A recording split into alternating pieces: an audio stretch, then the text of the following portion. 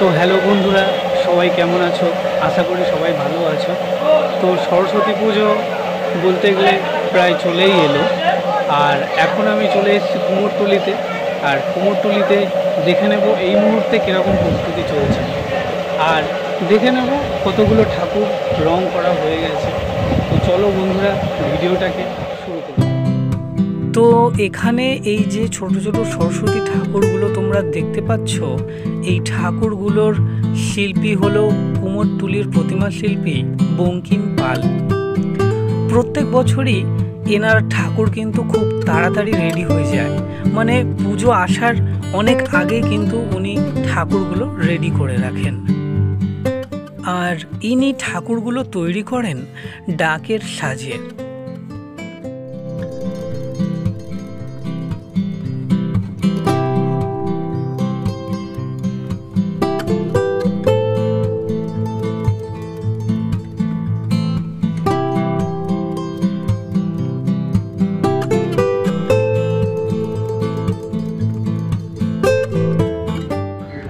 তো মোটামুটি কুমোরটুলিতে ঠাকুরের রং করা কিন্তু শুরু হয়ে গেছে, আর অনেকটা কাজও কিছু কিছু জায়গায় এগিয়ে আছে, তোমরা দেখে নাও।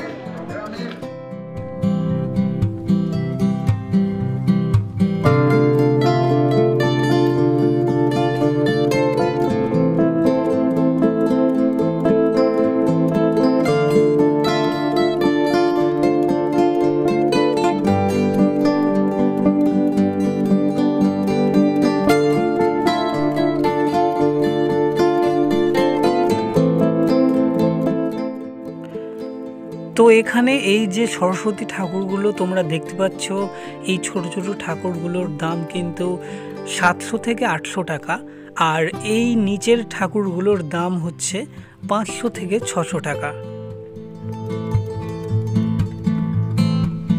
তো এখানে এই ঠাকুরগুলো বলতে গেলে কমপ্লিট, গয়নাও পরানো হয়ে গেছে, শুধু চুলটাই লাগানো বাকি।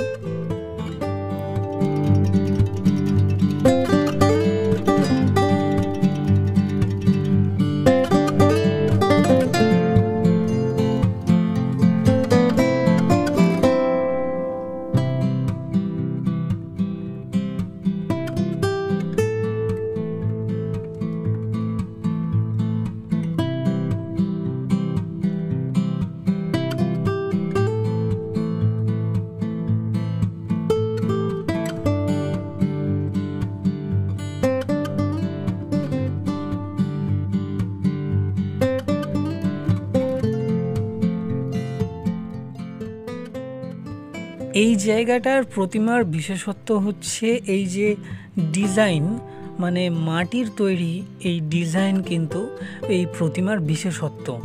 এখানে সারি সারি যে ঠাকুরগুলো রয়েছে তার সবগুলোর মধ্যেই কিন্তু মাটির ডিজাইন।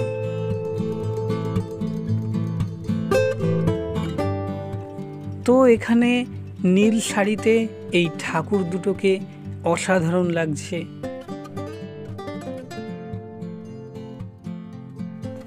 তো এই জায়গাটায় ঠাকুরের রং কিন্তু কমপ্লিট হয়ে গেছে, এখন প্রস্তুতি চলছে শাড়ি পরানোর।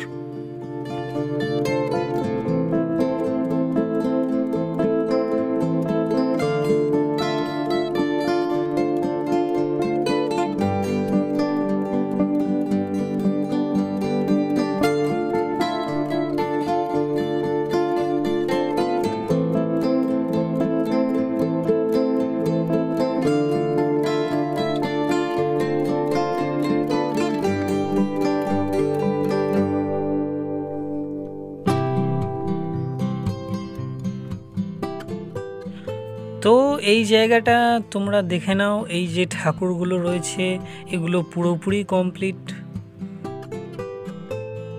আর এই ঠাকুরগুলো যিনি তৈরি করেছেন তিনি হলেন প্রতিমা শিল্পী মোহন বাঁশি রুদ্র পাল। এনার প্রতিমাও কিন্তু সময়ের অনেক আগেই তৈরি হয়ে যায়।